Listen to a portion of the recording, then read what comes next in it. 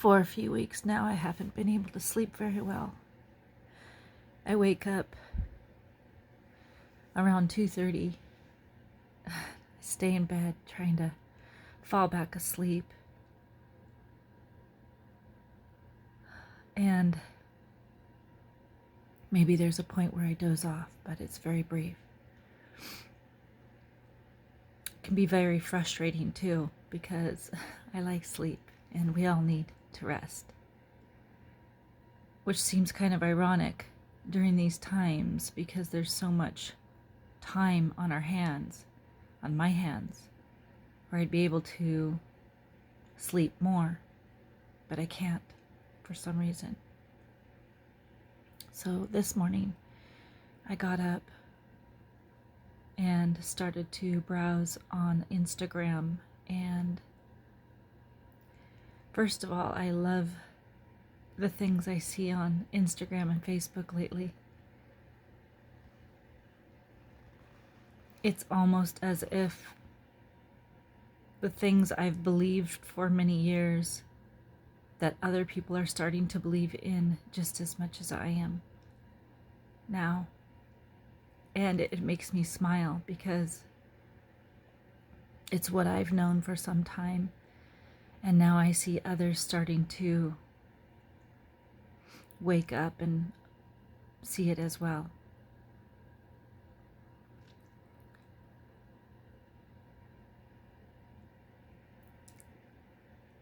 There's a sadness in my heart at the same time, and I'm not sure where the sadness comes from.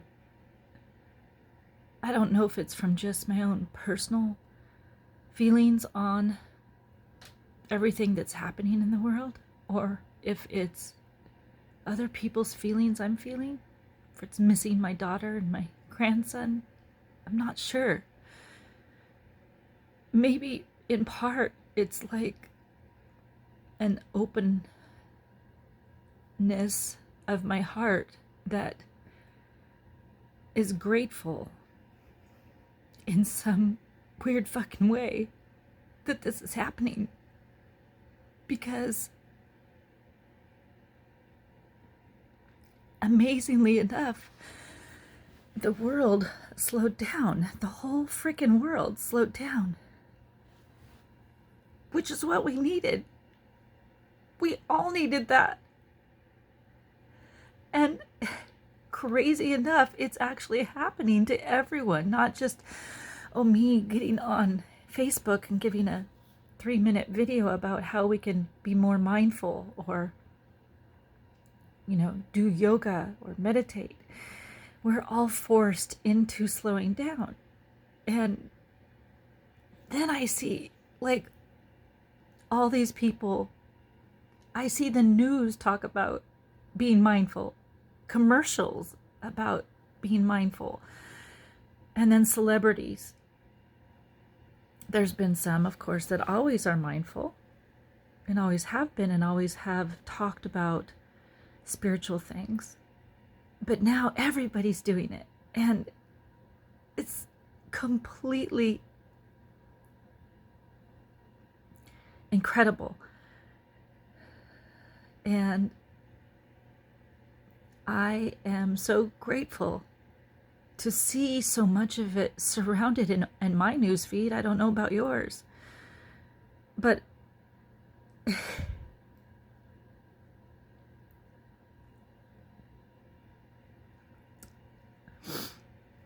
many of you know, or maybe don't know, I don't know, that my mom died about 20 years ago.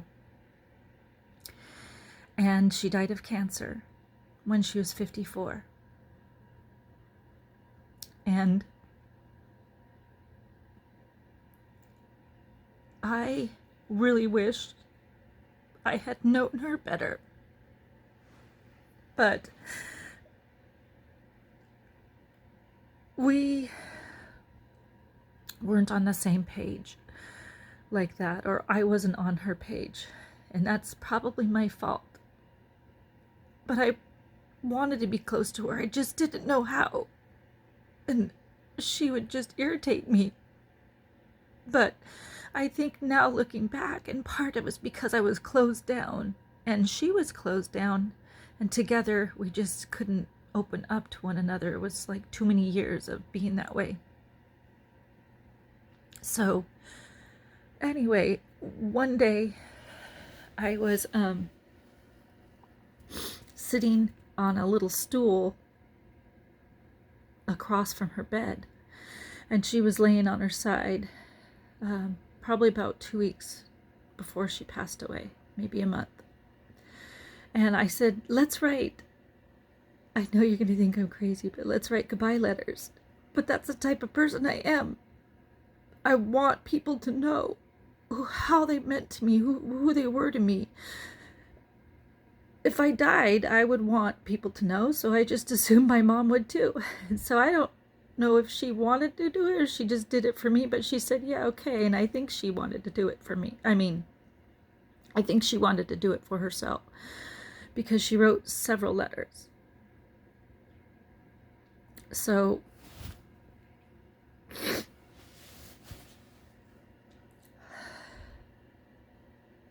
she wrote these letters to my dad, my brother, her sister,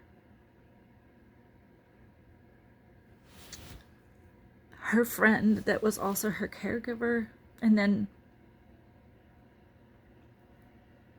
I said, do I have to write mine? And she said, no, of course not. And then she must have seen or felt something in me because I didn't say anything, because I was always trying to be strong in front of her, especially now. And she said, there'll be some good that comes out of this. And I couldn't believe it. In the deepest part of me that was looking at her knowing she was gonna die, how could there ever be some good that comes out of this?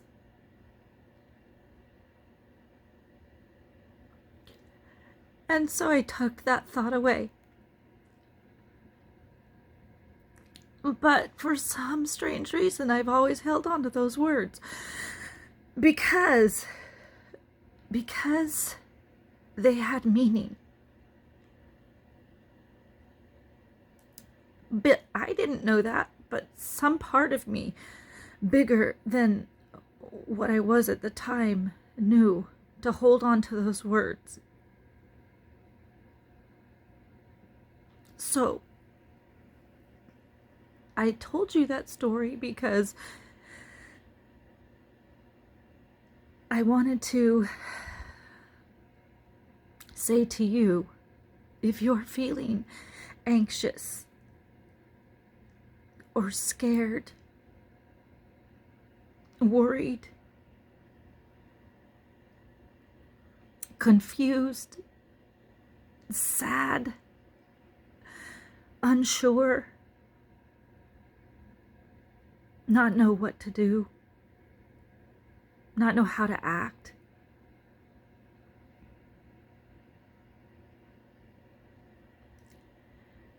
I'm here to tell you that there will be some good that comes out of this.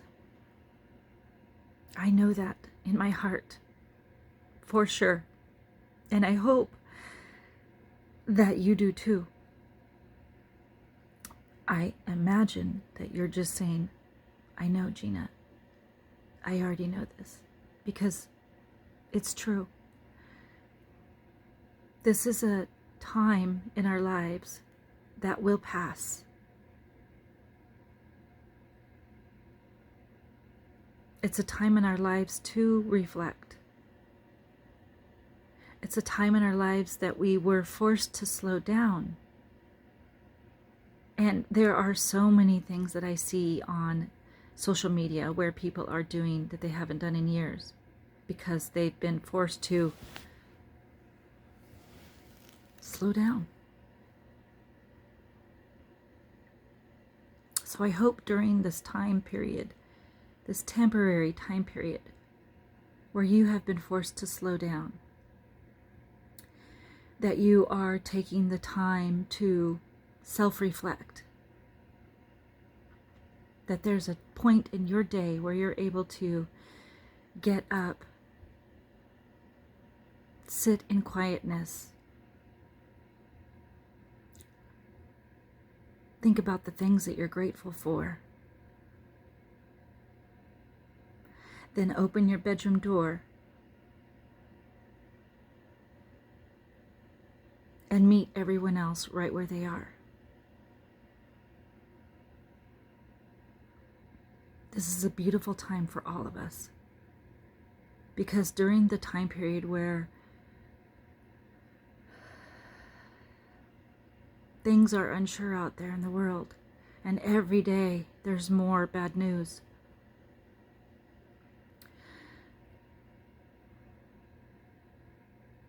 we can also be on the other end of that and find the good that comes from this. I'm wishing you a beautiful day. I'm always here if you need to talk.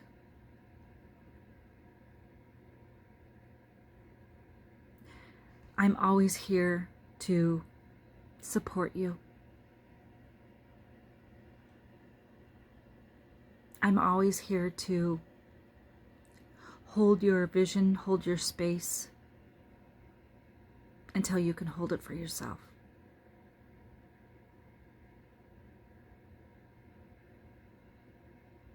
Make it a great day.